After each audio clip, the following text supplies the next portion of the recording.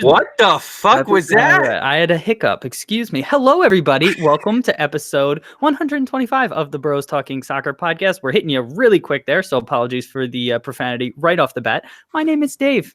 I'm here with my two brothers, Christian and Matt, to discuss stories from around the soccer world. Christian, hello. Matthew, That was my hello. response to you Yeah, earlier. I get it. So can I not touch this this microphone? I would all, prefer you Dude, didn't. touch it. I mean, So you should if touch it. is this thing on? If I touch it, do you guys hear that? Oh, I Yeah, hear we that. hear- Yeah, yep. I like that. All yeah, right. keep doing Guys, that the whole time. I am so excited. All of us have headphones on. All of us have legit microphones. This is going to be our best podcast ever from an audio quality perspective. I know my brothers don't care. I could not be more excited, though. My headphones, they're Audrey's. I left my Beats at home, and the audio only comes out of the left ear, so I hear nothing out of the right. So that's a little frustrating. But other than that, All right. life's good. That's a you problem, but it sounds great for us, and that's really all that matters. And listeners, most importantly, it sounds hopefully good for you. If you're joining us live on YouTube, hello, welcome. Please interact with us as we go along here for the next hour and a half or so. We'll be chatting about all things soccer related. Guys, any last questions? Christian, do you have our trivia question? Obviously, exceptionally prepared. Love it. Matthew, any last questions? No, I thought you were gonna say any last words, and then Any last words? Are we done? Should we go? Bye-bye. What's going on, everyone? Welcome to episode 125 of the Bros Talking Soccer podcast. My name is Dave Knittel, here with my two brothers, Christian and Matt, to discuss stories from around the soccer world. Christian, hello. How are you doing today? Hello, David. I'm doing fine. I mean, it could be better, but it is what it is. Liverpool came so close and only lost one game this year, but still, that Premier League title is elusive, as always, for that red team. There's still Champions League, though, so, I mean, we saw one of the greatest comebacks ever this week. Let's just be happy with that and try and stay positive, or I will die. All right. who did Liverpool lose to this year? I like the positive eyes. Matthew, hello. How are you doing today? I'm doing great, Dave. I had a great start to my morning. Manchester City Football Club won the Premier League title, which I'm a fan of. So couldn't have started the morning any better. So I'm doing great. Good. I'm happy for you. Yeah. So congrats to City. I mean, historic season from both Liverpool and City.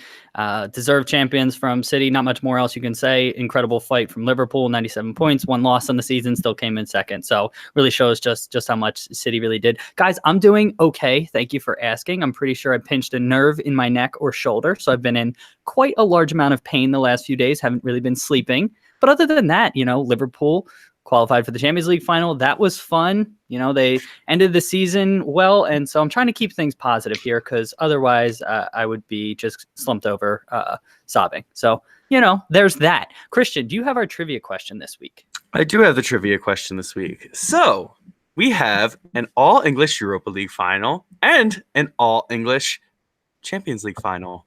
So this has never happened in the history of European finals. However, there have been 3 teams from the same nation in both competitions in those finals. Do you know how many times that happened? Okay. I understand the question. We'll give our guesses. We'll recap the trivia question towards the end, and then we will give our guesses, and then Christian will reveal the answer. It'll be so much fun. Matt, over to you for Matt's Megs.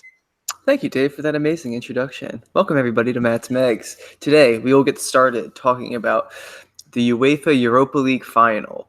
It is taking place in Azerbaijan in a 68,000 seated person stadium. I don't know how I wanted to approach that. The stadium has a capacity of 68,000.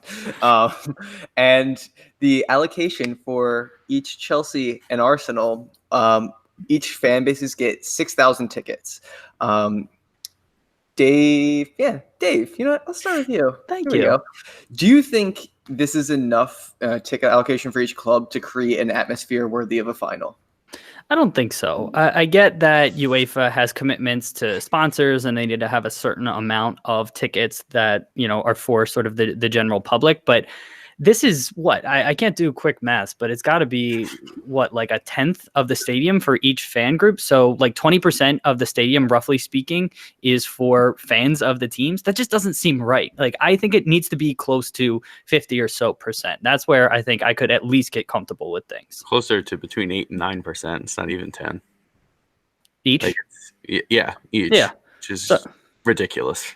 Thank you for checking my math, Christian. Yeah, I'm here for you. And I'm just All getting ready. I'm warming myself up for when I rant in a couple seconds. Okay, Christian, go ahead. This is unacceptable. I don't understand how this continues to happen.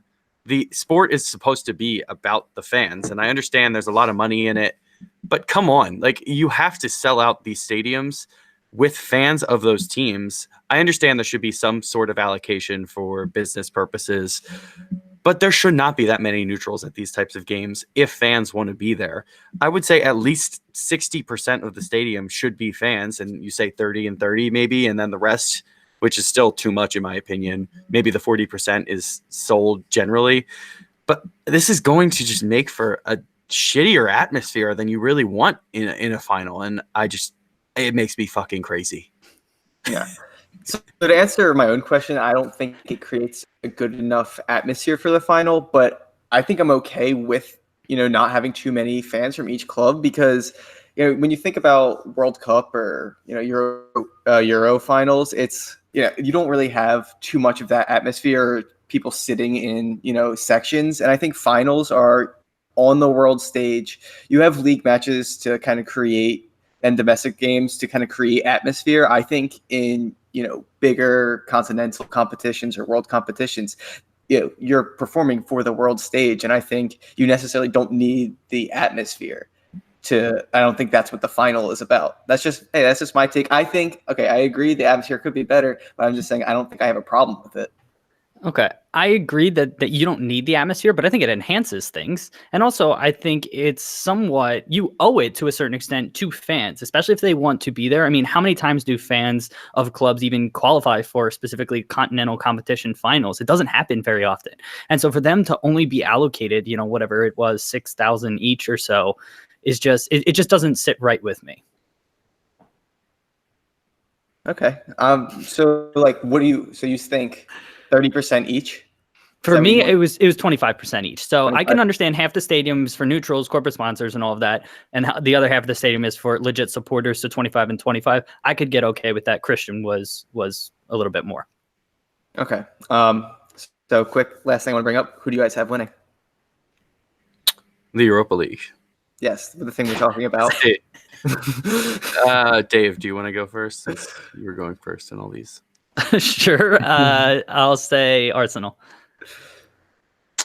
I also think Arsenal, just because Chelsea qualified and Arsenal are playing to make it into the Champions League again. They have more of a, drive to succeed in this competition.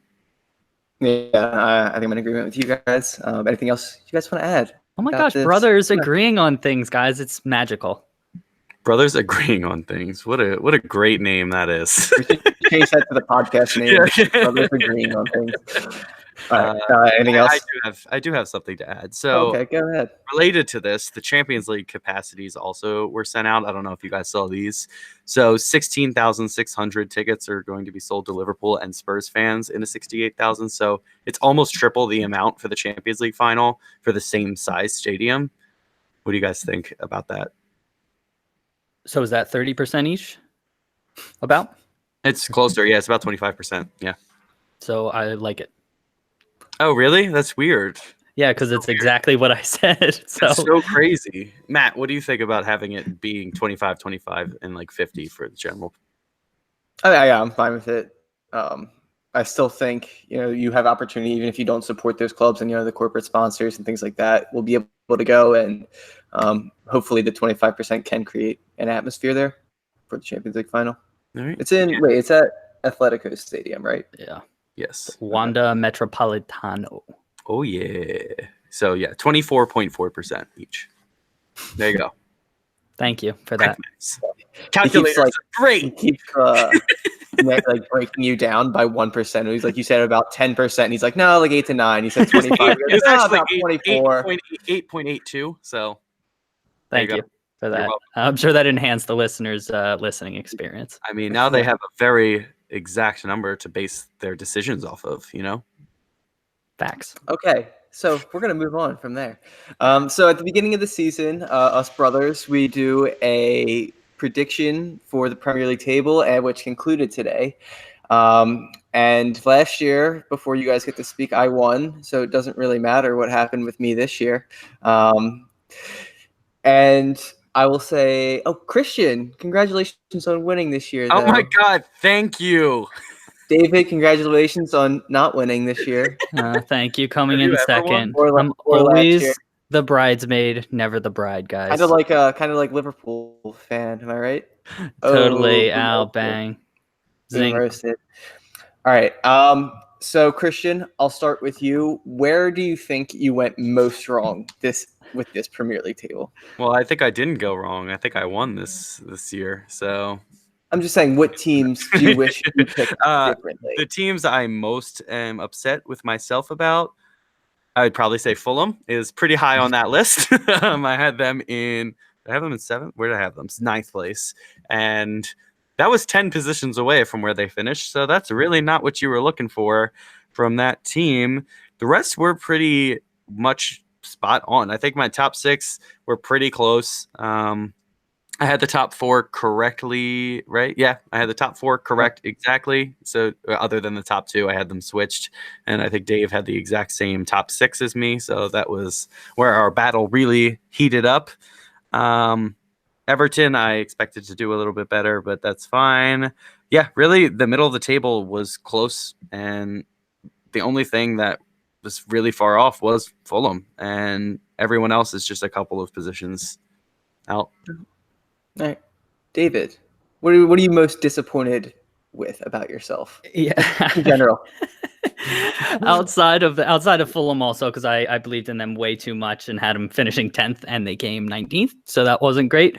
But beyond that, I think that I didn't have enough faith in Wolverhampton. I had them finishing 12th and they ultimately finished in 7th. And then Watford, I didn't have any faith in. I had them just escaping relegation and they ultimately came in 11th. So that's where I went wrong with my predictions, Matt. Yeah, so for me, probably most disappointed in Manchester United, who I had a lot of faith in going into this season, a lot of faith in Mourinho, a lot of faith in Paul Pogba to bounce back. I didn't think there was any way they continued that form. I was very wrong. I had them finishing second. It was not to be that way. I think that's my most disappointing pick. And also, I would say Bournemouth. I had them I had them going down. I had them in 18th, and they kind of surprised the season, performed pretty well. So, probably disappointed in that. Let's go positive, actually. So, what are you guys most proud of with your predictions, Christian? All right, so I'm pretty proud that I picked the bottom 3 pretty correctly. Brighton was very close to going down. They didn't in the end, and Fulham, I guess, was the one that I missed out on the most. But Huddersfield and Cardiff, I think everyone expected to go down, and they did. The top 6, I think I got at least 4 points on every single person in the top 6.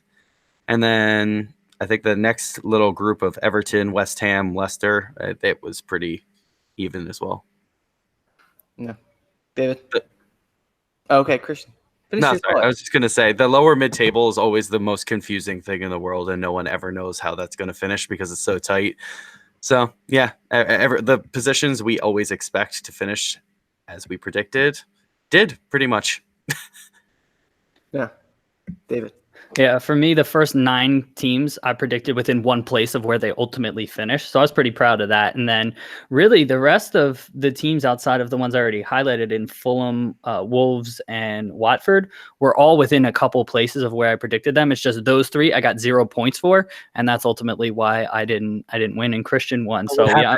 Yeah, I did. Yeah, I was most proud of, again, the first 9 coming within one place of where they ultimately finished. Yeah. So a little pat on my back. You can do that even with your neck and your yeah. Notice I'm not doing it with my right arm there, Matthew. Okay. Well, everyone, it is Dave's right arm that is injured, in case you were wondering. So for me, Manchester City, just picking them to win the title, first team to repeat since 2009. Am I correct? Sure. Yeah, I'm correct. Yeah, I'm correct. So that was just an impressive season. Had a lot of faith in them, and they performed in Liverpool. Shout out to them. I haven't said that yet, but they pushed them all the way. With 97, that's the 3rd most in a 38 game season, correct? Yeah. So, yeah, almost any other year you guys would have won. Yep. And I noticed that I don't think me and Christian sent in our Golden Boot and Player of the Year winners, or Yeah, Dave just didn't put them in the Excel final. They were in Excel file. We I think didn't- Dave is, but Yeah. Well, we didn't do mine's it. in here. Are you looking at the I screenshot think I sent you? you might have put that in there.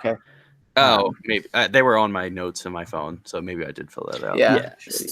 So, yeah, what was different this time, guys, is that you didn't actually send it to me. We did a podcast with our predictions, and that's how I populated the Excel file. So that's how it worked. But yeah, who did I predict? I predicted. Yeah. You So Dave had. Yeah. So I just wanted to say Dave was wrong because that was all the information I had, and I had I think we're Obama going to move on from that. and Firmino as player of the year, so Aubameyang actually did finish. So boom, Did Aubameyang Okay, how finish does his that Golden Boot? Yeah. he How does tied that with work? Salah and Mane. They all finished on 22. So does it go to who has most assists, or do they all get an I think award? that they just split it, but I'm Yeah, they not- get a third of a boot. They each Yeah, get a third of a Golden Boot. Okay, if you were gonna get a third of a boot, which third would you want? I want the middle third. Oh no, Okay, Christian. I'm all about the heel. Wow, I would go with the toe. Wow, Oh, weird. If we ever had to, if we It's ever like had we're to brothers split and a we boot, that complete would each other on this work so podcast. well. It's crazy. All right. Anything else you guys want to add? No. I'm good. All right. That's going to conclude Matt's Megs. Thank you for joining me for this very serious discussion. Listen to a little bit of music, and we'll be right back. Oh, that was was great. That was a good one. That was a good one. Guys, we're having fun. And you know what I think it's about? It's about the microphones. That's really why the podcast is going so well right now. Okay, let's just do this. Bye-bye. Bye. Bye. They say goodbye as well. Good luck on your run. Bye. Run good. Oh, bye. Check out our friends over at Stadium Scene if you are going to any stadium in the US or Canada for any sport. They have information on where to park around the stadium, what to do, what bars and restaurants, what events are going on in the area, and all that good information. Matt, what else do they provide? They also partner with content creators like ourselves and offer you things like blog posts, podcasts, YouTube videos, all that good stuff. Again, it's stadiumscene.tv, North American sports, so not just soccer, all sports. All right. Good stuff. I'm not going to do my Dave, plug anymore. I was No. gonna say, Oh No. my God, it's so No, rude. because It's awful. Christian It's was awful. like, oh my God. God. Christian was like, oh, Dave's coming in here, doing our thing. Ugh. That's how he sounds. Did anyone say stadiumscene.tv that time? I couldn't. Yeah, I did. Yeah, Okay. Matt did. Yeah, sure. Hello, Stephen. Thank you for joining us. And looks like we have another viewer here. Hello. Thank you for being here. Say hello. Interact with us. Any thoughts on anything we've talked about? Chime in the chat feature. Christian, whenever you are prepared, you can just go right ahead. Thank you. Let's get this going. Welcome to Christian's Corner. All right. Hey, everybody. Welcome to Christian's Corner. We're going to hop right in with some UEFA Champions League talk. We are now with our finalists. It'll be Liverpool versus Tottenham Hotspur in an all-English finale. This will be played June 1st at 3 p.m. Eastern Standard Time in the U.S., if you didn't know. So, Dave, I'm going to come to you first. And we're going to talk about the first game, which was Liverpool versus Barcelona on Tuesday. Liverpool overturned a 3-0 deficit at the Camp Nou, won 4-0 at Anfield. What are your thoughts on this game? Yeah, it was really weird to me because Barcelona rested pretty much their entire lineup to start or over the weekend, and so they were coming in fresh. Liverpool played most of their starters, over the weekend. They lost Salah, they had no Firmino, and Liverpool came out with a ton of energy. And Barcelona, I didn't know if they were slow playing it and sort of like rope-a-doping and just trying to conserve their energy, or if they were legitimately sluggish. And as the match went on, it ultimately was that they were just sluggish and not sharp. And that was the thing that was most surprising to me. I thought at some point they were going to kick on, and they just never did. Alisson made a couple good saves, but you would expect whether it was Coutinho, Messi, or Suarez to hit the back of the net on some of those chances that they got, and they either missed the target totally or hit a relatively weak shot. So for me, as proud as I was of Liverpool and the way that the match went, I was really surprised by Barcelona's performance. Yeah, I agree. Barcelona were absolutely shockingly disappointing. Matt, what do you think of this game? Yeah, so I only got to see the first goal. I had food poisoning this week, which first time I've ever had that. And if you've never had that, it is not fun. How'd you get that? I think I'm pretty sure Raising Cane's, but it's not going to stop me from going back because it I is don't the know best fast food in history. Yeah, so back to the game. So I saw Origi's first goal, and I was like, all right, there's still no way Liverpool is going to win. And then I took a nap, woke up, and That shows you. I woke up in the 80th minute, and I was like, there's no freaking way that this just happened. So I missed kind of what happened. I watched the highlights. For me, I didn't see really the opportunities that Barcelona was getting. I guess they just didn't consider them good chances to like put in the highlight videos. But like it seemed like they just completely got outplayed by Liverpool. Liverpool, I mean, they finished. They had that great start to the half with Wijnaldum. So I think it was I think Liverpool might have even been better than Barcelona. I think they're kind of deserving to be in the Champions League final. Yeah. Well, yeah, they were better than Barcelona. They beat them. Is that how that works? Yes. I will also say Suarez, I think it was like the last 2 years, he's had 5 Champions League goals total. And that was just so surprising that it's like Messi has like 26, own goals have like 7 goals, and then the next for Barcelona is Suarez with like 5 or something like that. And it's just crazy. I just assumed their players were performing better in the Champions League other than Messi. Yeah, Suarez has had a really bad time of it. I think he hasn't scored an away goal in the Champions League. Maybe this is just knockout stage, but it might be totals in like 4 or 5 years. It's something absolutely ridiculous. Yeah, and the funny thing about the Liverpool comeback was in the 54th and 56th minute when Wijnaldum scored those 2 goals to make it 3-0.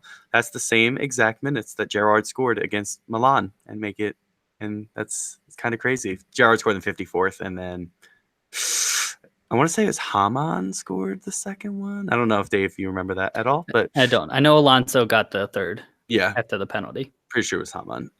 But yeah, it's weird that it was that timing again, and they did perform the comeback, and it was really, really impressive.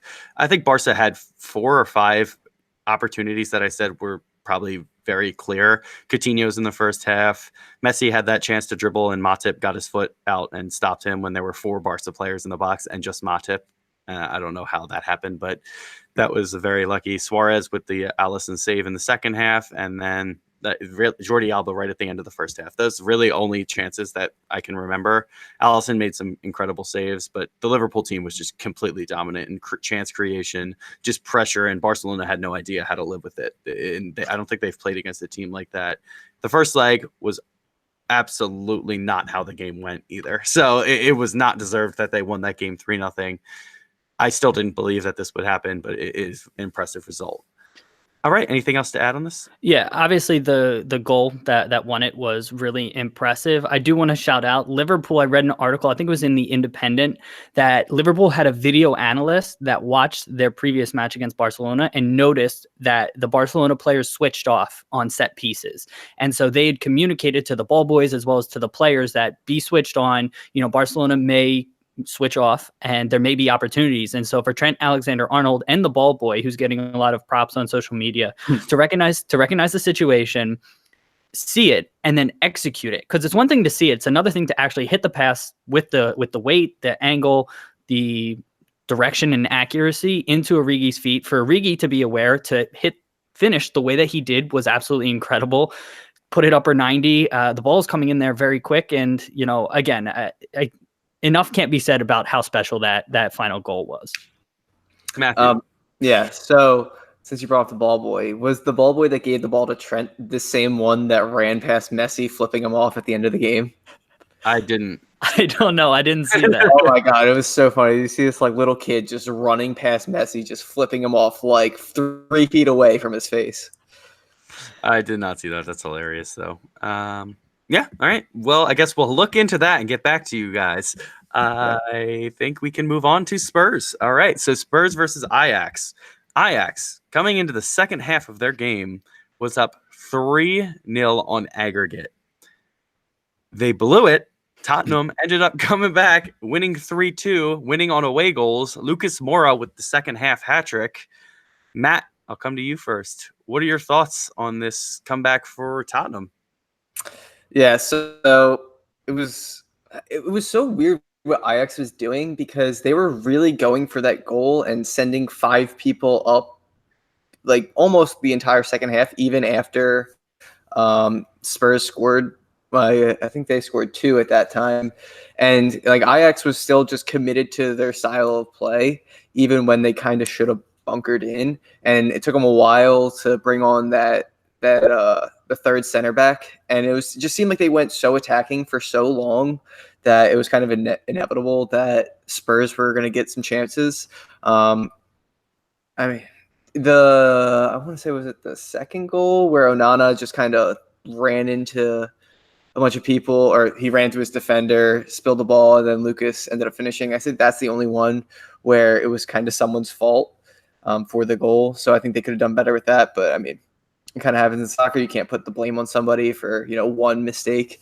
Ajax could have scored a bunch of times, but I just think they were too attacking in how they played that second half and came to bite them in the ass. Yeah, I mean, they hit the post, and Lloris made an incredible save in stoppage time. Or I think the post was right before stoppage time, but still. Dave, what do you think about the game? Yeah, well, to Matt's point, I think that was a conscious decision by Ajax to go for it and to be aggressive and to get that goal to kill off the game. And yet ultimately didn't work. But I almost think there's more honor or pride in backing yourselves and going for it rather than bunkering down and almost having the inevitable happen where if you sit back and Tottenham just is able to keep building the pressure, so on and so forth, and then you ultimately concede. I think that is probably more frustrating if I'm an Ajax fan. I mean, Ajax, like Christian said, hit the posts. Lloris had a couple good saves. It's tough to really fault them. I will say I haven't watched a ton of Ajax this season, especially not domestically, but even in Champions League, I thought in specifically a couple recent matches, their second half performances have been kind of dropping off. I don't know if it's a youth team, they're on the younger side, if that's been a factor, but that was something that I noticed. And again, it happened where they kind of had a down performance in the second half. Yeah, I agree. And I think that it's kind of unacceptable, but if you look at their youth, people are just saying, oh, they're just inexperienced. They just completely fell apart, and you could tell that they were inexperienced watching that game. They didn't know how to defend. They didn't know what to play, how to play. Once Spurs got that first goal, they started panicking. Then Spurs scored the second, and they didn't know what to do. And it looked lost between their attack and the defense. There's way too much space in the game, and for a team that has that attacking fluidity, it did break down a couple of times. I know they created a couple chances late in the game, but they did not do the number one thing, which was protect the goal. And I know that Spurs scored in the 96th minute, but there were chances before that as well.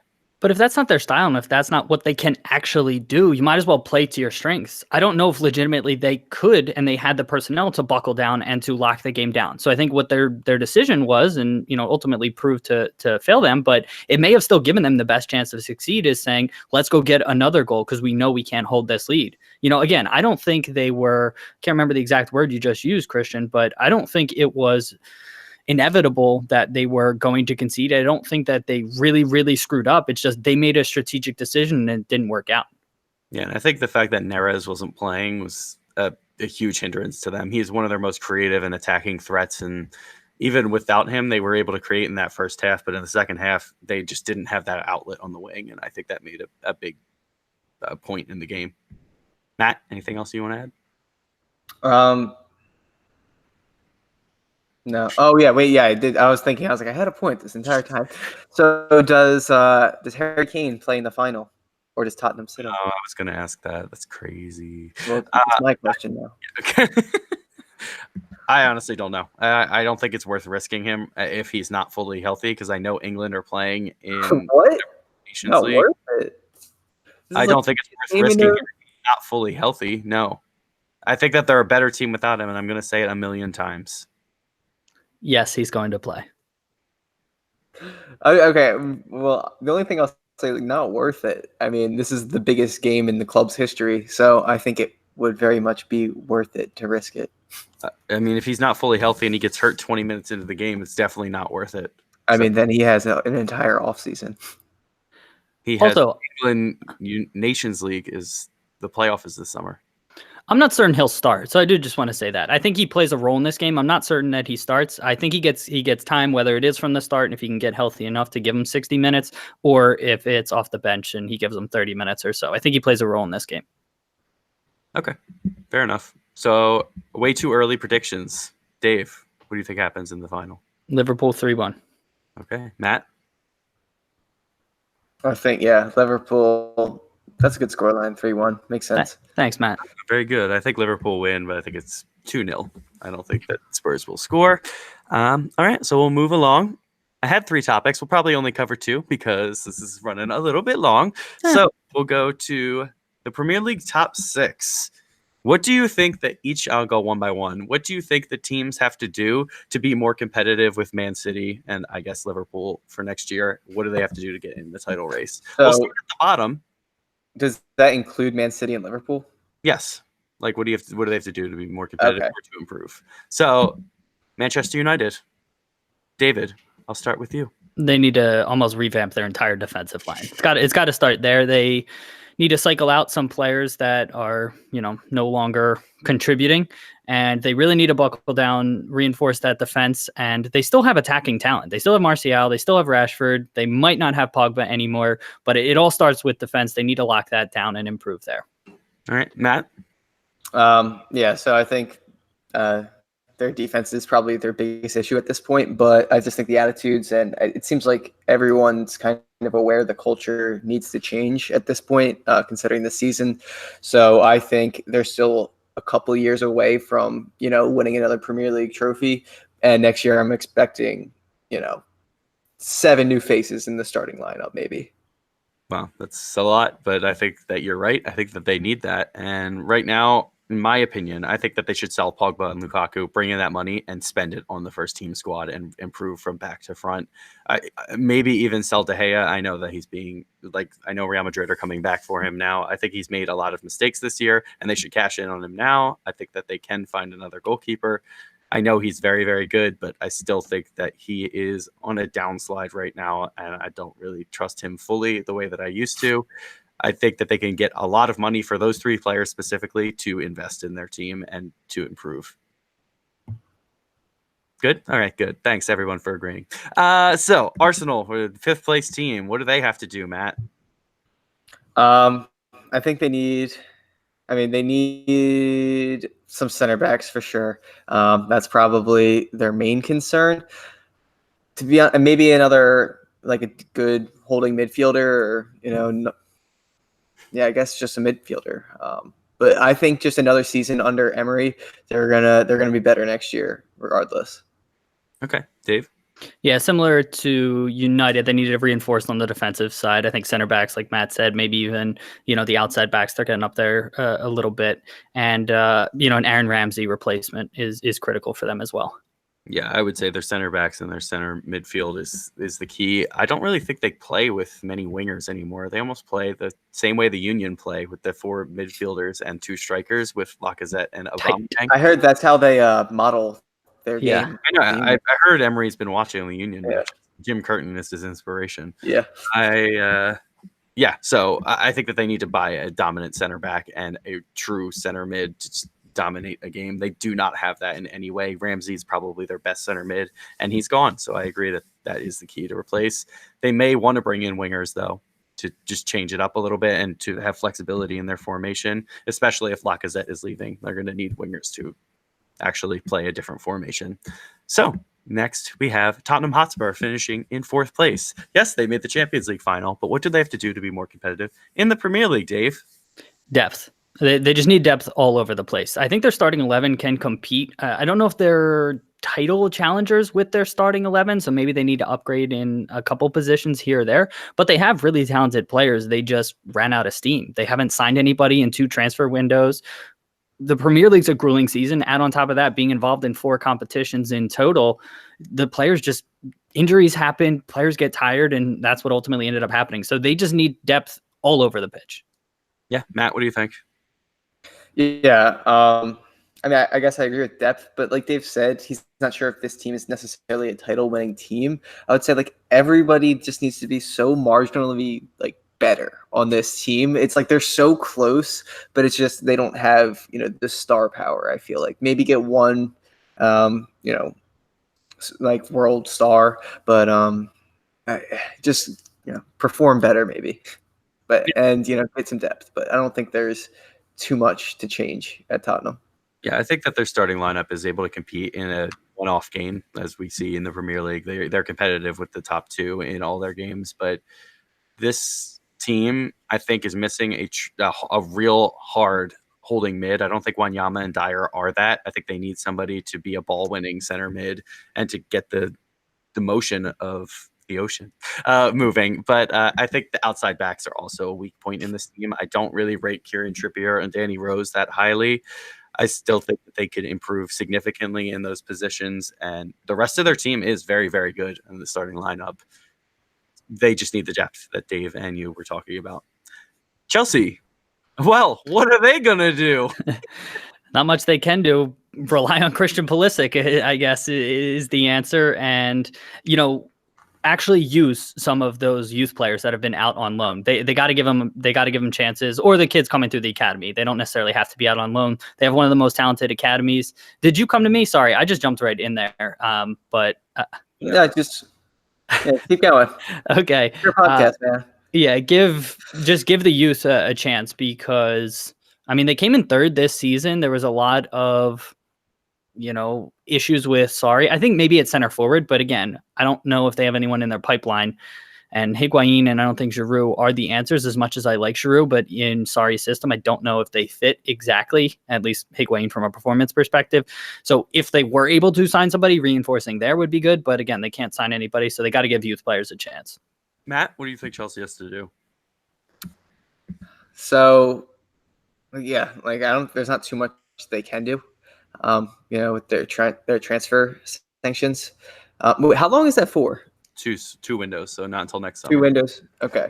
So yeah, I think they had 39 players coming back from loan, or they have 39 players loaned, which is ridiculous. So I guess give them the opportunity, and just have faith in Sarri ball. All right, that's one way to go about it. I think that they can't sell Conte. They can't sell Hazard this summer. I just think it would be a big mistake to sell them with the transfer sanctions. Yes, you're risking losing Hazard for free next summer. Maybe that is a red flag, but I do not think that it makes sense for them to let him leave when they don't have the ability to find a direct replacement right now. He's able to play both through the middle and on the wing. He's irreplaceable, and he's arguably the best player in the Premier League right now. Again, arguably, but he's just incredibly talented, and they will not be able to replace him with a lone player that they're bringing back. Yeah, I do have concerns about their center back situation. I think they're starting to get up there in age, and also, they do have Luiz as a starter on that team. Well, exactly, yeah, but they have players coming back. Kurt Zuma, Matt Miazga, who knows? Maybe he gets a chance. So they have Christensen is there.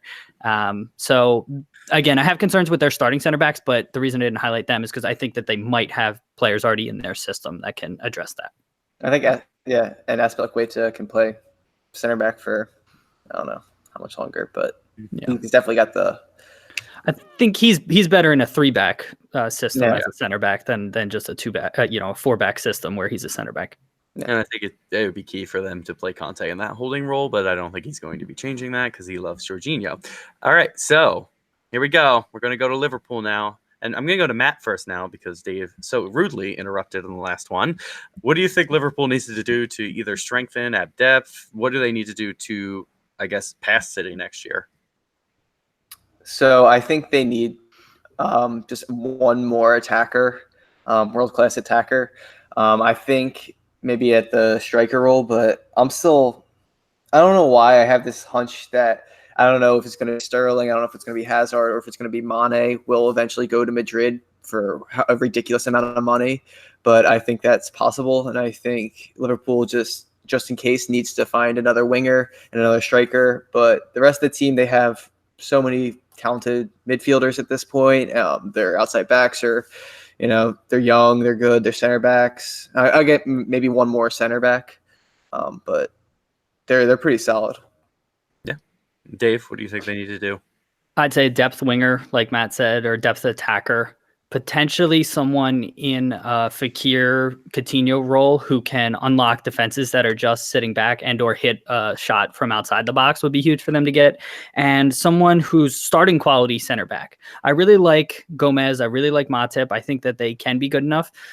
Gomez, actually, they've both struggled with injuries, and if they could bring in a starting center back that can compete with them, whether he starts or not, Liverpool's going to be involved in 4 competitions, and so having that depth in there, I think, would be good. So those would be the 3 areas that they need to target. Yeah, I think that it's center back, and I'd probably say, I'll come back to you in just a moment. De Ligt, I think, is the main man everybody is going after, and him and Van Dijk as a Dutch partnership would be just immense, both for their national team and for Liverpool. He's 19, raw talent, has the potential to be an incredible generational player at center back, and it's hard to say that this early because you don't know how he's going to develop, but playing with Van Dijk will absolutely help him, and I think that could be huge. 75 million again would be very questionable for Liverpool to invest 150 million in their back line, but whatever.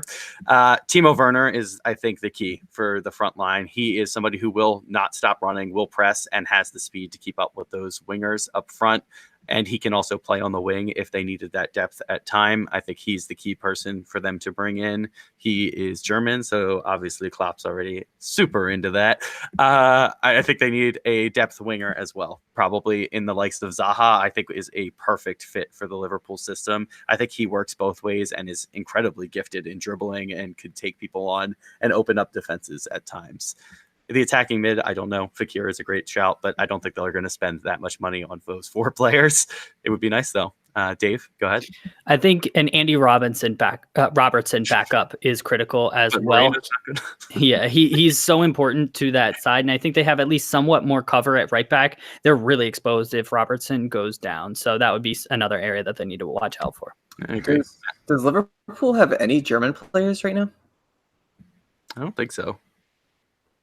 So maybe Klopp isn't super into Germans. Well, yeah, Emre Can left, but yeah, a lot of players they had came from Germany, right? So Matip, Firmino, Shaq. Yeah, it's time to bring in a German. All right, so Manchester City, what do they have to do to strengthen and keep a hold of their race on a 3rd Premier League title? Matt, go ahead. Okay. Oh wow, I get 2 straight. First time. Because Dave took 2 straight earlier. So we need a long-term Fernandinho replacement. I think Gundogan's leaving this summer. There's a lot of teams interested in him, and I think he'll probably end up at Inter Milan. I think was really interested, and I've already made contact. So I think might be where he ends up. So I mean, we're linked to who's the freaking guy? I think it's the Benfica guy, and Saul on Atletico. As the replacement or the long-term replacement for Fernandinho. At the holding mid, I thought we needed a left back, but Zinchenko kind of proved me wrong with how well he played at left back at the end of the season. So shout out to him, but I still think investing in another left back, a true left back, would be smart. Yeah, I agree, Matt. Not Matt. Dave, you're the other one. That's my name. Oh my God, that's my name. Yeah, I mean, Fernandinho replacement is critical. So defensive center midfielder and potentially maybe another center back. I don't know how much. I'm sure Kompany's contract's going to get renewed. He's been playing fantastic when he's healthy, but he's getting up there in age. I don't have a ton of confidence in Otamendi. Laporte, he's leaving. Yeah. I think. Okay, so Laporte and Stones probably are their center back pairing, but I think they probably want to bring in one other center back to, again, just strengthen the squad where they already have an embarrassment of riches. So we're really kind of picking at straws here, if that's the expression. Yeah, sure. And I think that they have the depth on the wing already, and they may need another striker. I don't think Jesus is the same level as Aguero, obviously, and he never will be. I think that they need to bring in someone to be that star man for Aguero once he decides to be old, which he's refusing to do. Yeah, and I think that they need someone of David Silva's quality to come into the midfield. I think Bernardo Silva is kind of that similar player, but KDB continues to get injured and is not getting in the starting lineup now. David Silva is not someone who is going to be easy to replace. And Bernardo Silva, I think, is great, but he's kind of playing in the different roles all the time. They need someone to be that lockdown guy who they can count on to be that creative force in that midfield. Fernandinho obviously is the number one replacement that they need. And I just completely agree. I think that their back line really is not that good and no one ever even tries to attack it. They just never do at all whatsoever. Just because of the way City play, they just suffocate you and don't give you that opportunity. But if anyone has like a chance to run at them, they are just going to be exposed completely. I think Foden is also a replacement for David Silva, but I think you're underselling Bernardo Silva. I think he's fantastic and can easily replace. The expression I was going for earlier was grasping at straws, guys. Grasping. Okay. All right. Good, Dave. Good work. All right. So that'll wrap up Christian's Corner, I think, unless you guys have anything else to add. Do we just want to, let's at least mention the Raiola ban. I know we're running long, but I put it in the description. And so to make my life a little bit easier, let's just talk about it quickly. So we don't actually know the reason yet, which is ridiculous, but Mino Raiola, the manager, super agent, I guess, not manager, super agent for a lot of top players in Europe, has received a ban initially from the Italian FA that he was not allowed to do any deals in Italy, has been expanded to all of FIFA. So he is banned from all soccer related activity for the next 3 months, which is going to be what, the entire pretty much window almost. Yeah. That seems bad for his players. So Dave, since Matt did the last two, I'll let you go first. What are your thoughts? Okay. Obviously, we need a little bit more clarity on exactly what he did. I assume Raiola, as powerful as he is, I'm assuming he's got a team or he's got someone else who can handle the business. I don't think it means none of his... was also suspended for 2 months, who is someone he works with. Okay. I assume he'll find a way to work around it, but obviously it's not great. And if you're one of his players, I think, isn't Lukaku one of them? Pogba? Yeah. So, we were talking about them moving earlier in the podcast. It'll be interesting to see if this has any impact or not. Yeah, because after the ban was initially announced, he said, this is just Italy. Like, my players don't have to worry about moves. And then this came out that he is completely banned from all moves. I wonder what he did. Yeah, I'm very curious. Matt, any thoughts? Yeah, so the information I've obtained from a random guy on Twitter is that his tag or his name, random guy on Twitter is it shouldn't be a problem because they can use, I think he said like proxy agents, the word he said, to where someone else will just conduct the business for Pogba probably this summer and some of the higher up or higher level clients, and it shouldn't necessarily be a problem. I mean, Pogba can sell himself at this point. Probably. Yeah, that's fair. All right. Anyone else have anything to add on this? No, I'm good. Nope. All right. No. So that'll wrap up long ass Christian's Corner. Thanks for stopping by. I hope you were able to stay for the whole time and enjoy our conversation. We'll be back with Dave's Domestic Dives right after this musical break. Good stuff. Right around 30 minutes. Oh, boy. So was that an hour and a half? It was good, though. Should we just not do Dave's? Oh, ow. That hurts. What's up, everyone? Go check out our partner, FNX.network. FNX.network is a website that has all different kinds of content for you. Sports, entertainment, video games, lifestyle, tech, news, and more. All of that is available on FNX.network. Go support them. Support us. We're on there as well as tons of other awesome content. Check it out today. Sweet. I'm trying to speak more slowly, enunciate, and not stumble over my words, guys. That's a good choice. Anything to say before we get to Dave's Domestic Dives? Let's go. Hello, everyone. Welcome to Dave's Domestic Dives. Jumping right into things here. First up, FC Cincinnati this week recently fired their manager, Alan Koch, I believe is how you pronounce his name. Also, we saw Brad Friedel let go, and last week we saw Anthony Hudson let go by the Colorado Rapids. So let's start with the FC Cincinnati firing Christian. What do you think about FC Cincinnati letting their manager go 11 matches into their expansion season? I understand that it's early in the season, but these are the three worst teams in MLS right now, so it's not really a surprise. FC Cincinnati is probably the one I would say is most disappointing that they'd fire him this early, just because it is a new franchise and he is learning the ropes, as is all of his players. I know there was MLS players who came into that squad, but they are still a brand new team. The fans are still learning. The manager, obviously, I don't know what to call it. Backroom staff? Backroom staff. Everyone's still learning how MLS really functions, and I think that he deserved a little bit more time to right the ship, especially since they started decently well. Although they did not score for like 5,000 minutes or something. 500. Right. Matt, what do you think about FC Cincinnati firing their manager 11 matches into expansion? Yeah, so I'm kind of okay with it because of how poorly they are doing. Considering recent results, it's not looking good. You kind of want to start your franchise off on the right foot. So I think just kind of going through the whole season, if this continued, it wouldn't look good. You're going to lose a lot of fans, in the first season and things like that. So you want to do as much as you can to win at this point and, get a lot of traction to, get people to care about the team. And I think, losing 11 games. So how many games did they lose in 11? It was like, they were in the midst of a 5-game losing streak. I don't know. I want to say they maybe lost 7 of their first 11. I don't know off the top of my head. Yeah. Yeah. So that's not a good way to retain fans. So I think it was appropriate.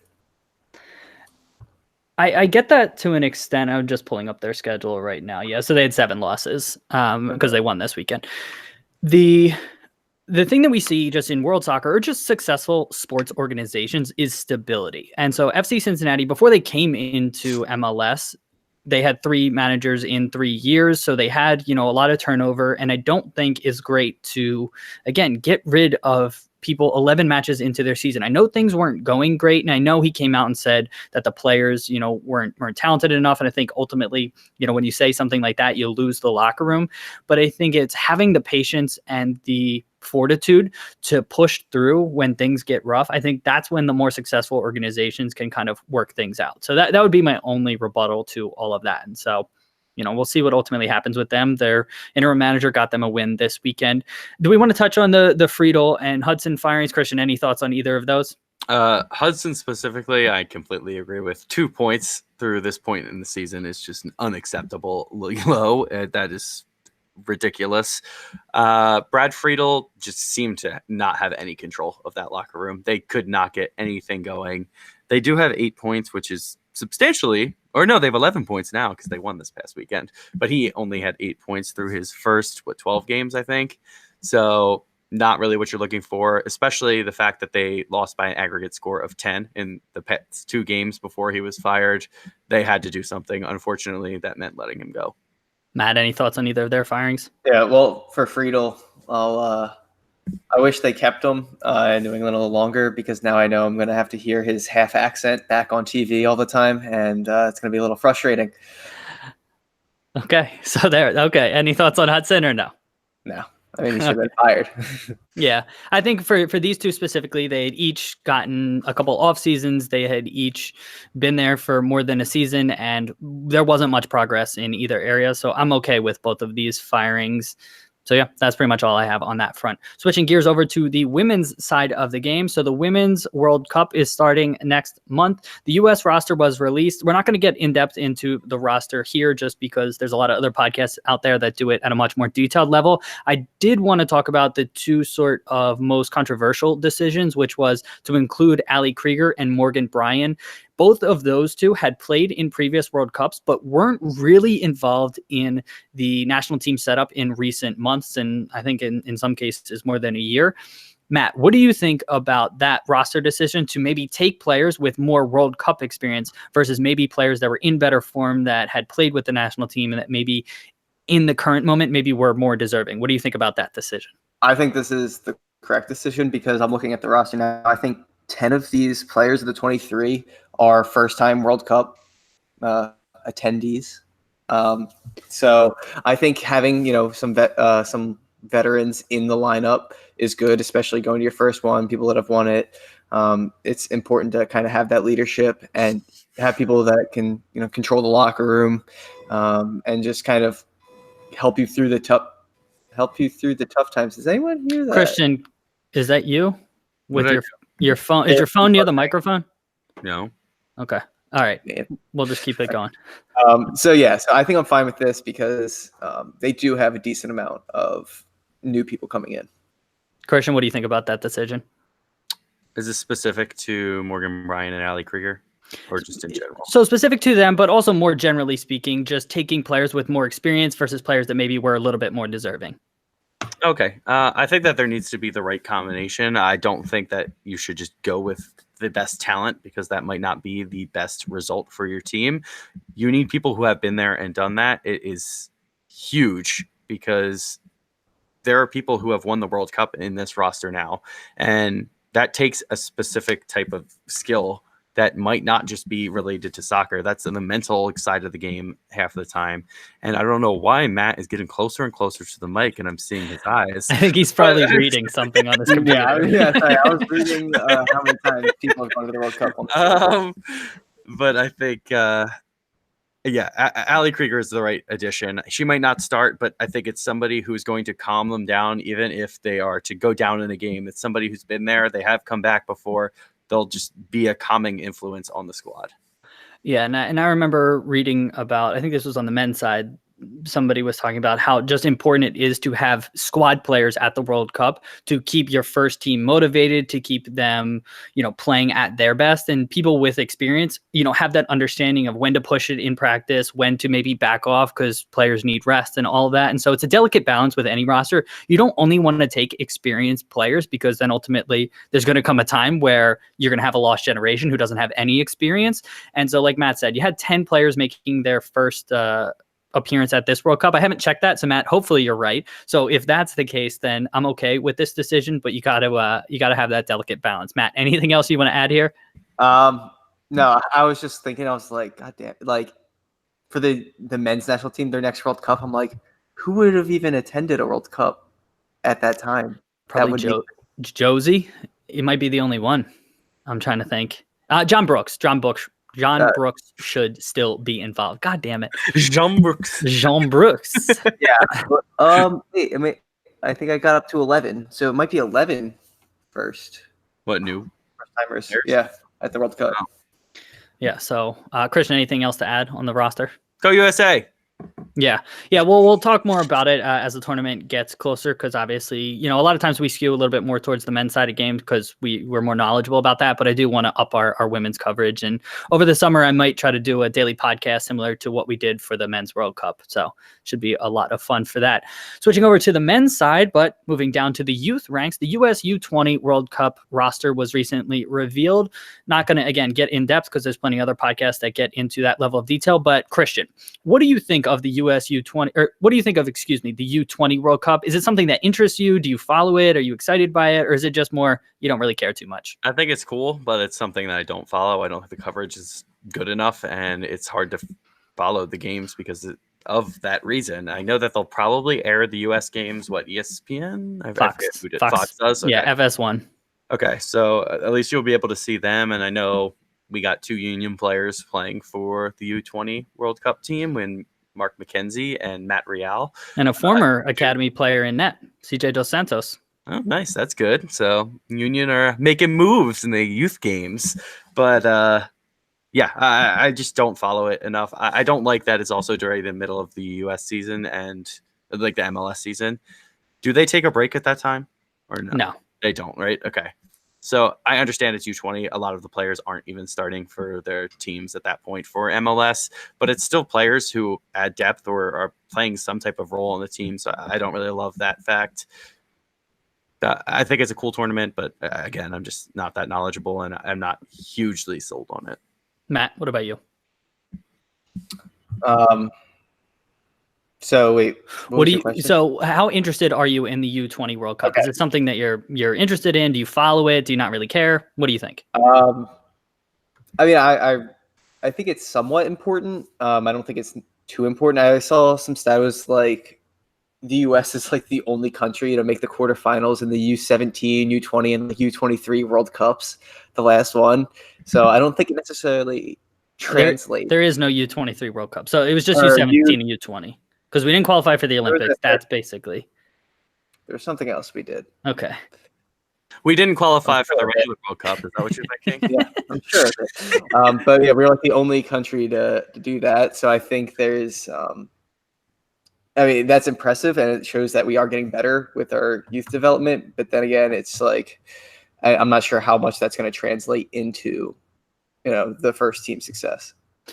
So I'm actually really interested in this tournament. I remember back in 2007, I was kind of right around that age, and it was when I first went to college, and that was the U20 World Cup with Freddie Adu, Michael Bradley, Josie Altidore, and that was when I believe we played Luis Suarez on Uruguay, and that the keeper that's the keeper for the national team. I think he was on that team as well, and so that was just a tournament that always stuck with me. And so since then, I've always been super interested in this. And another point is that Tim Vickery, South American journalist, or he lives in South America. He's an English journalist, but he always says that success at the U20 World Cup translates a lot better and is a lot more predictive of success at the national team level. The U17 World Cup, it's really tough to tell how those players are going to develop, whether it is their game or actually physically. U20 players are a lot more formed, and if you can do well at the U20 World Cup, that generally bodes better for you at the national team level. And so that's why I am super interested in this tournament. So I'm excited about it. I'll be following the matches and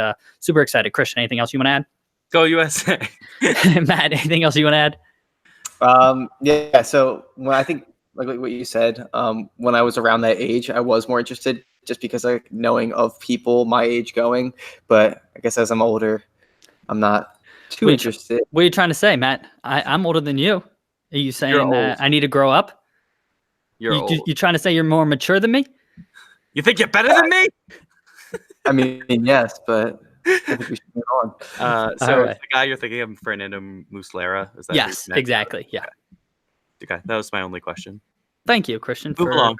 correcting that. All right. Last thing I want to talk about in Dave's domestic dive, U.S. Open Cup started. So round one, all the matches were on ESPN Plus. It was really, really cool, but it coincided with 5 MLS matches being played on the same night as a lot of Open Cup matches, not involving MLS teams. So it almost was like MLS was trying to steal the spotlight from these amateur sides.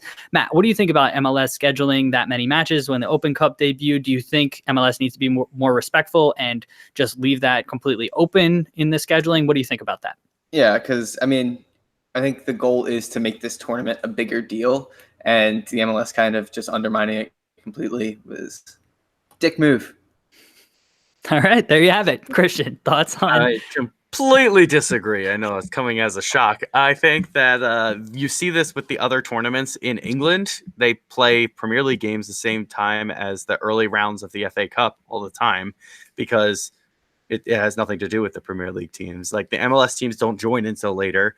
Yes, you probably should have better coverage of these lower level teams who are going to make it into the further rounds. But at this point, it doesn't matter. Like they're not teams that are being followed by huge support groups. Like Westchester just won, which is just mind blowing to me that they're in my division. We play against them. Oh my God. They just beat a team down in, I think it was Baltimore. Atlanta No, it was Baltimore. It was Chrysos. No, they just played. They're going to Birmingham. They're going to Birmingham now in Alabama. Birmingham. Yeah, so that's a cool thing, but I'm not really following what's going on in those lower levels until the MLS teams get involved. Well, and that's the point, though. Because if MLS did sort of take off and if you had time and wanted to get into the tournament, I feel like you could have if MLS sort of gave them that opportunity. I know it's not in MLS certainly doesn't have to do it. The Premier League doesn't do it for the FA Cup. But again, what Matt brought up, I think is a really good point. The US Open Cup should be a much bigger deal in this country than it is. And so it's fantastic that it's on ESPN Plus. I would love if everybody could get on the same page as far as soccer is concerned in this country and be moving towards, the greater good. And, I would like for that to have happened, but it didn't. Matt, something else to add? Yeah, Christian, why don't you care about the Westchester team if you play against them? Isn't that like a cool thing? Like they're in your division. Shouldn't you be more excited to watch them? Stupid face.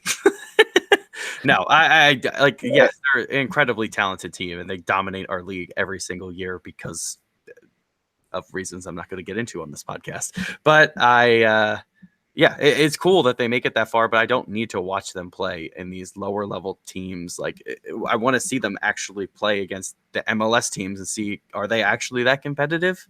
Like these lower level teams, it doesn't really matter at this point. Well, that's how they have to beat these teams to play the other ones. Like, I don't know. I think it's cool, and you get to watch them on TV. Like that could be you. Yeah, that's the coolest thing because I put the game on. So I think the Sixers might have been playing at the same time as well. So I put the game on, the Westchester game specifically, when it was in penalties, and so it's just cool to think that they were touching on all these guys have regular jobs for the most part, and so again, it's just a really cool experience, and I wish more would have been done from an MLS to support that perspective. Matt, anything else you want to add? No. Christian? No. Let's get to our listener questions. First up comes to us from Glenn Lawrence. Who, in your guys' opinion, are some of the most clutch players, but also maybe not the best player on their team? So, you can't pick Messi or Ronaldo or something like that. Matthew, anyone come to mind? I have two. If you want me to go first while you think. All time, or he didn't really specify. So however you want to answer the question. So I'm not sure if I remember this correctly, but I feel like Jermaine Defoe scored a lot of important goals when he was in relegation fights towards the end of his career. I think on Sunderland. So I think I'm going to go with him. All right, fair enough. Christian? Was the question on our specific teams? No, he just said anyone. That's what you just said. Okay.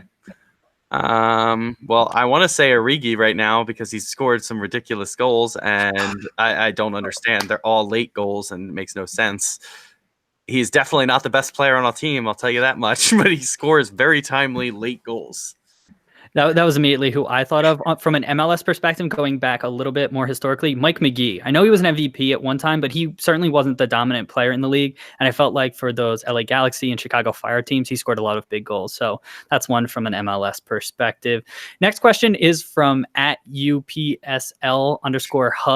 I don't know how much you guys are going to know about this question, but she asked, who would win in a match between NTX Rayados Academy in Dallas, the Soccer Soldiers team in Florida, and Cal FC in Thousand Oaks near LA in some sort of like three-way match. It was sort of a silly question. So I don't know how much you guys follow these. I can give my answer, and then if you have anything you want to add.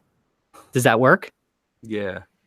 So I'll say Cal FC is likely the team to win because they've advanced in the U.S. Open Cup in recent years, and I've heard of them before. The next one, I would probably say Soccer Soldiers just because they are... Oh, you know what? Actually, no. I'll go NTX Rayados Academy because in the Open Cup, I believe their flight was canceled, so they got a bus to wherever the heck they were supposed to be playing and got off the bus and immediately played and advanced in the Open Cup. So clearly, they can push through some adversity, and I'll say them. They would be second, and then the other team, Soccer Soldiers, would ultimately come in third.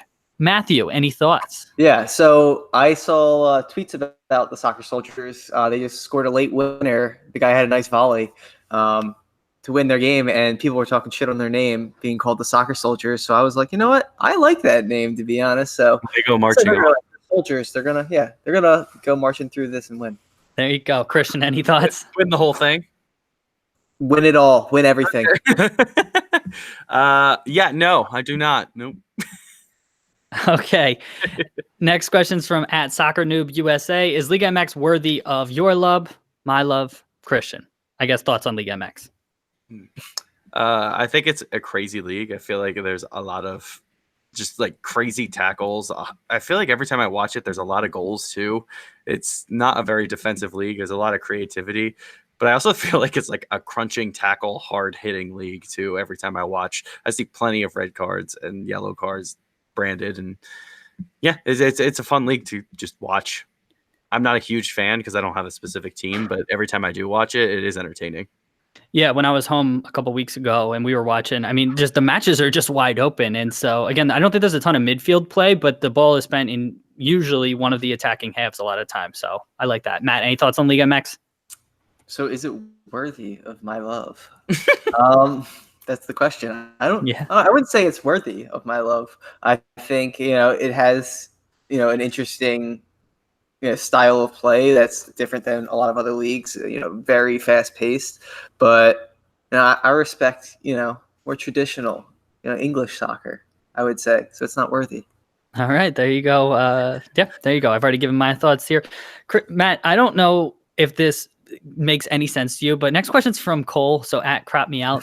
If the pizza doesn't come, would you eat be on Sun or settle for another team? I don't understand at all what he's talking about. If I said something that was inappropriate or something like that, I apologize.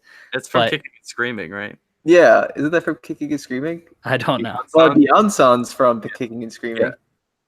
Okay, so does that question make any sense to you? So I missed the second half. So if the pizza doesn't come, would you eat Beyond Sun or settle for another teammate? All right. What?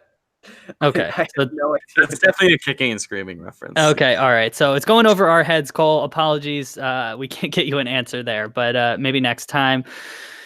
Last question, or group of questions, come from Kersey17. So he said, starting 11 for the U20s. Do you guys have any thoughts on who should start? I can give my thoughts if you want me to go first. The 3 Union guys. Yeah. All right. So at goalkeeper, I mean, I think Brady Scott has gotten more opportunities. So just looking at the roster, yeah, he's got 9 caps. So I'll say he ultimately starts. Matthew? Don't they have the Real Madrid guy? Is that the one that got called up for the U20s? No, I think you mean the Barcelona winger, right? No, the goalie that's loaned out to, I want to say, like Leganés or something like that. No. We have someone on Benfica, Real Salt Lake, and Köln. Okay. I guess he wasn't called up. Or maybe he's younger. I don't know. Or maybe he's older. I don't know. Okay. So I'll say Brady Scott starts in net. I think Sergino Dest will be the right back. I think Mark McKenzie, if he can get healthy, and Chris Richards will be the 2 center backs. And left back, I'm not quite as familiar with. What's that?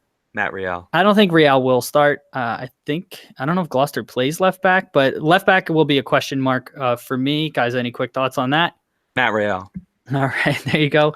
Midfielders, I will say they'll play probably a 4-3-3. So I think Richie Ledesma, Paxton Pomykal, and I'll say, I don't know. I really like Cerrillo's game, but he hasn't gotten a ton of time there. So I'll say Mendez, Ledesma, and Pomykal will be your starting center midfielders. And then up top, I think you're going to have Timothy Weah, who's involved here, Conrad de la Fuente. That's the Barcelona winger. And then out on the other wing, I think you'll probably have, Linus? I think he'll probably be your other left winger. So that's what I think. Any thoughts, guys? I think you just nailed it. I think that's exactly. Oh, thank you so much. You guys are incredibly engaged in these questions. I love it. Kersey17, he also asked roster for the Gold Cup. So anyone that you're really expecting or, would be really surprised if isn't included, Matt? Well, at this point, Sargent seems, because he didn't go with this team, with the U20s, I feel like he's going to have to play a role in the Gold Cup. So I'm excited to see him. You think he'll start? I think so, because the strike. I think he'll get a chance at least one group stage game. You know what I mean? Christian, anyone that you're expecting to see on the Gold Cup roster? I'm expecting to see Josie return to the national team at this point. We haven't seen him since the qualifiers, right? He hasn't played once. I don't believe so. Yeah. So I'm expecting to see him come back. He's been in good form for Toronto when he's been healthy, and that's been very rare recently. But when he is healthy, he is clearly our top striker right now in the pool. Timothy Weah is away for the U20s, so we won't be able to see him play in that role. And Josh Sargent, I agree with Matt. He'll get his opportunities. I don't think he'll start, but he'll have chances to play. Pulisic being back, obviously, we're going to see him. McKinney, is he healthy? I think he is, right? Yeah, he's been playing for Schalke the last few weeks. Okay, good. So we'll have him back. John Brooks back at center back, and it seems like we'll have our top lineup for the first time in a long, long time. Yeah, I'm really interested to see about everybody. Yeah, I'm very excited to see our actual team play for once. Me too, in competitive matches. So I'm excited about that. I'm interested to see what they do at left back, if they go with the center back out there, if they try to incorporate, someone like Anthony Robinson or someone like that. I'm really curious to see what they do on that side of things. I would expect to see Michael Bradley in this roster. I'm okay with that. I know a lot of people are anti that. I would be okay if he's there. I also expect Josie to be back. So I know it looks like you two disagree with that. Last question from... All right, you were shaking your head. Christian, I'm shaking my head because why? Like, who else would freaking... I know. All right. We're on the same page. I know other people are not. All right. Last question from Kersey17. Who's got the advantage in the Champions League final? Is it the momentum for Liverpool, or is the returning, players for Tottenham? Would that give them some more momentum? Christian, thoughts? I think Liverpool are the favorites in this game. I think the momentum is both with Liverpool and the talent is with Liverpool. So the 3 weeks off in between their last games, I think, is going to make a difference because neither of them are going to be riding their form, which Spurs were completely falling off a cliff and Liverpool were just rising and rising. But it's going to be interesting to see what happens in the game. I still think Liverpool are clearly the favorite team. Yeah, Spurs, did they draw today? Yes. Yeah, they drew. Matt, thoughts on who's got the advantage in the Champions League final? Well, Liverpool's the better team, so I'll say they have the advantage. I will also like to point out that I said Tottenham would focus on Champions League and struggle at the end of the season, but everyone else, 3 through 6, also just decided to struggle at the end of the season. So they ended up, getting that top 4 spot pretty easily. All right, so there you have it. Those were our lists by 1 point. Well, I mean, considering that they got to drop points every game.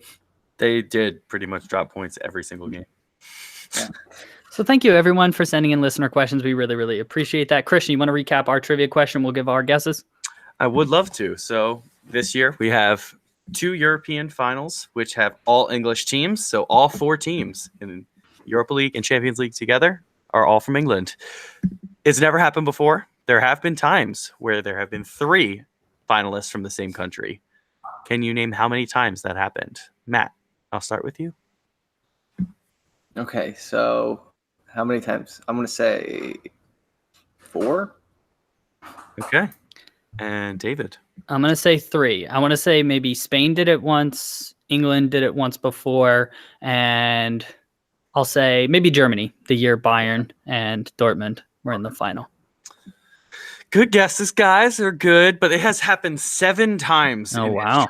Yeah. I will read through which ones they were just so that people know, So 1980 was the first time it happened, and it was Germany. Frankfurt, Mönchengladbach, and Hamburg were the 3. In 1990, it happened with Juventus, Fiorentina, and AC Milan.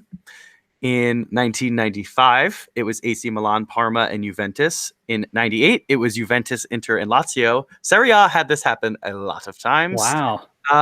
2008 was the first time England did it, and it was United, Chelsea, and who did they play? United and Chelsea played each other. Yes, it was United, Chelsea, and I forget who. I don't know why it doesn't say it on here right now. That's weird. Arsenal. Okay, yeah, sure, cool. And the last time was the most recent Spain finals between Atletico and Real. It happened both times because Sevilla was in the Europa. Sorry, I got really caught in my words there. Europa League. So, yeah, 7 times that has happened. All right, listeners, hopefully you did better than we did. Christian, excellent trivia question. Always fun learning new things. If you liked what you heard here, listeners, please consider leaving us a review wherever you listen to us. It really, really helps us out. Christian has something else he would like to say. So the 08 one, I'm putting an asterisk on because they have Rangers in there and it says they were British. Oh, all right. That's bullshit. So it's 6. Okay, so there you have it. Christian, can you tell people about our Slack channel? I would love to. So Slack is our chat room where we talk to all of our viewers and listeners and hopefully you. And you can talk to us and all the other people about all soccer information, such as the top 5 European leagues. There's the MLS, there's international soccer, transfer rumors, general category where we could talk about anything that's going on in your life or ours. So fun. And if you want to join, let us know and email us at bros.talking.soccer@gmail.com or tweet at us at BTSoccerPod, and we will get you involved in all the fun. Matt, can you tell people about our website? Yes, I can, David. Visit us at www.brostalkingsoccer.com. There you can find past episodes, our links to our YouTube videos. Read about us. We have feelings too. You can, read about. We have lives. You can read about us. It really just, mean a lot to us. And there also is an Amazon store link you can click on. You can press that button. It takes you to Amazon. No additional cost to you. It just helps us support the show. And you just shop there. All right. Yeah, no additional cost to you. A couple extra steps and really, really help us out. So please consider doing that. Christian, thank you for being here talking with me this week. David, it has been the greatest day of my life. Matthew, Thanks for being here. Hey, Dave, thanks for having me. Listeners, most importantly, thank you for being here. Hopefully you're enjoying the new interview episodes. We're going to 2 a week. This week we have someone from Icarus Football joining who's making a bunch of kits, really cool kits at lower division soccer. What's that? So that's fun to say. Yeah, Icarus. And then we're also going to be interviewing the people from the Full Kit. Close to the sun. We're also going to be interviewing the people from the Full Kit Wankers pod. So those are our interviews this week. So get excited. Thank you so much for being here. Hope everybody has a great week. We'll talk to you soon. All right. My back is twitching and seizing up. Steven, thank you so much for being here. We always appreciate you joining and interacting with us. So have a great week. And guys, anything you want to say to the YouTube viewers? Thanks for watching. Thanks for listening. And hope to see you next week. Bye. Bye-bye. Bye.